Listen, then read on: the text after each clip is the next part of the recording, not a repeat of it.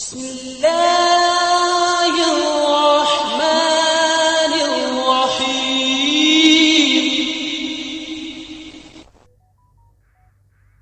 وَأَنفِقُوا خَيْرًا لِأَنفُسِكُمْ، اور خرچ کرو یہ تمہارے لیے بہتر ہے. اپنی بہتری کے لیے، اپنی بھلائی کے لیے خرچ کرو. راہ خدا میں خرچ کرنے سے مال گھٹتا نہیں. میرے اور آپ کے آقا و مولا نے ایک مقام پہ قسم فرما کے 3 چیزیں بیان فرمائیں. اس میں سے ایک چیز حضور نے یہ ارشاد فرمائی کہ جو شخص معاف کر دیتا ہے، میں اللہ کی قسم اٹھاتا ہوں کہ اس کی عزت کم نہیں ہوگی. دوسری بات یہ ارشاد فرمائی کہ جو مانگنے لگ جاتا ہے، سوال کا دروازہ کھول لیتا ہے، اللہ اس کے لیے محتاجی کا دروازہ کھول لیتا ہے. حالات سخت بھی ہوں، اگر قابل برداشت ہوں تو ان کو برداشت کرنا چاہیے تاکہ سوال کی عادت نہ پڑے. انسان مخمصے کی حالت میں ہو، مجبور ہو جائے تو وہ ایک الگ بات ہے. مخمصے کی حالت میں سوال جائز ہو جاتا ہے، لیکن اگر حالت مخمصے کی نہ ہو تو پھر سوال نہیں کرنا. تھوڑی سی مشکل آئی اور اناج بٹتے ہوئے دیکھا تو خود بھی سوالی بن کے جا کے کھڑے ہو گئے، جبکہ ہمارے گھر کے اندر اتنا کچھ موجود تھا کہ ہم گزر کر سکتے تھے، لیکن مفت کا مال ہے لہٰذا کوئی حرج نہیں ہے. تو پھر آہستہ آہستہ انسان اس کا عادی بن جاتا ہے. اللہ اس وقت سے بچائے کہ ہم محتاج ہوں اور ہمیں عملاً اس جگہ پہ آنا پڑے. اللہ سب کو محفوظ فرمائے. لیکن اگر حالات کچھ تلخ بھی ہوں تو پھر بھی اگر آپ دیکھیں اپنے آپ کو کہ کیا ہم ایسی جگہ پہ تو نہیں ہیں کہ ہم سوال کرنے جائیں، تو باہر ایک ماحول دیکھ کر کے تو لپک پڑنا، تو اس سے آپ کی طبع کے اندر سوال کی عادت پیدا ہوگی.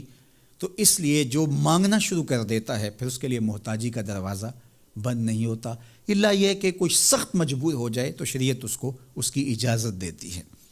تیسری بات میرے اور آپ کے آقا و مولا نے جو قسم کر کے کہی، ما نقص مال عبد من صدقہ، کہ صدقے سے بندے کا مال کم نہیں ہوتا. آپ کا اکاؤنٹنٹ کہتا ہے کہ اگر اتنے پیسے اتنوں سے نکال دیے گئے تو باقی اتنے بچیں گے. کیلکولیٹر کا حساب بھی یہی ہے. لیکن میرے محبوب فرماتے ہیں کہ میں ضمانت دیتا ہوں کہ صدقے سے مال کم نہیں ہوتا. تو اس لیے تم راہ خدا میں خرچ کرو گے تو میرا رب کہہ رہا ہے خیر لانفس، یہ تمہارے لیے بہتر ہے. تمہیں لگتا ہے کہ اتنے کم ہو جائیں گے، لیکن ایسا نہیں ہے. تمہارا مال صدقے سے گھٹتا نہیں ہے، صدقے سے تمہارا مال بڑھتا ہے. اور اللہ تعالیٰ جل شانہ ایک کا 10 گنا عطا کرتا ہے، 70 گنا عطا کرتا ہے، 700 گنا عطا کرتا ہے. فرمایا اللہ چاہے تو اس سے بھی زیادہ عطا کر دے. اور پھر فرمایا ان تقرضوا اللہ قرضا حسنا یضاعفہ لکم، اگر تم اللہ کی راہ میں قرض حسنہ دو تو وہ دگنا کر کے دے گا. اچھا، یہ کیسا اللہ کا انداز بیاں ہے کہ خود مال دے کے خود کہہ رہا ہے مجھے قرضہ دو، اور پھر خود کہتا ہے میں دگنا دوں گا. دیا ہوا کس نے ہے؟ اسی نے. اور کہتا ہے کہ جو میں نے تمہیں دیا ہے اس سے مجھے دو، اور میں پھر اس کو اپنے دیے ہوئے مال سے، دیے گئے مال کو دگنا کر کے تمہیں لوٹاؤں گا. اللہ اکبر. اور پھر فرمایا وَيَغْفِرْ لَكُمْ، اور تمہیں بخش بھی دوں گا. واللہ شکور حلیم، وہ شکر گزار بھی ہے اور حلم والا بھی ہے. اللہ اکبر. وہ بردبار بھی ہے. وہ تمہارا شکر گزار بھی ہوگا، تمہیں دگنا کر کے بھی دے گا، تمہاری مغفرت بھی کر دے گا، اور تمہارے مال میں کمی بھی نہیں آنے دے گا. اور یہ بہتر بھی تمہارے لیے ہوگا. یہ تمہاری آزمائش تھی. تمہارا مال تمہیں دے کر تم سے مانگا، اور جس کے لیے مانگا اس کو اللہ ڈائریکٹ بھی تو دے سکتا تھا، لیکن کہا کہ اس کی آزمائش ہے کہ اس کو غربت کی بھٹی میں ڈالا گیا. تمہاری آزمائش یہ ہے تمہیں فراوانی دی گئی. اب دیکھیے کہ وہ آزمائش میں پورا نکلتا ہے، تم آزمائش میں پورے نکلتے ہو، دونوں آزمائش میں پورے نکلتے ہیں، یا پھر تم نامراد اور ناکام ہو جاتے ہو. اللہ اکبر.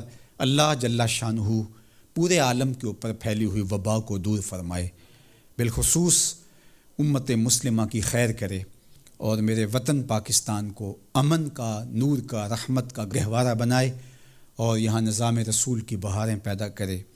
اللہ ہمیں معاشی بحرانوں سے نکال کے معیشت کا استحکام عطا کرے، اور ایک دوسرے کے لیے جذبہ احساس، جذبہ ہمدردی اور راہ خدا میں خرچ کرنے کا جذبہ فراواں ہمارا مقسوم کرے.